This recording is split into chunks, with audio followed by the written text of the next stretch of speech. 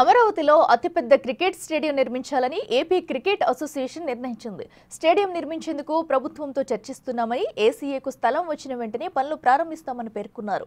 ఈ స్టేడియం కోసం మొత్తం 65 ఎకరాలు కోరుతున్నామని కేశినేని చిన్ని తెలిపారు. 1,00,000 మంది సామర్థ్యంతో అంతర్జాతీయ స్థాయి స్టేడియం నిర్మించే యోచన చేస్తున్నామని కేశినేని చిన్ని పేర్కొన్నారు. అమరావతి స్టేడియం రాష్ట్ర ప్రభుత్వంతో మాట్లాడుతున్నాం. గౌరవ ముఖ్యమంత్రి వారు ఒకటే చెప్తున్నారు, మంచి స్టేడియం, మంచి వసతులు ఉన్న స్టేడియం నిర్మించాలని చెప్తున్నారు.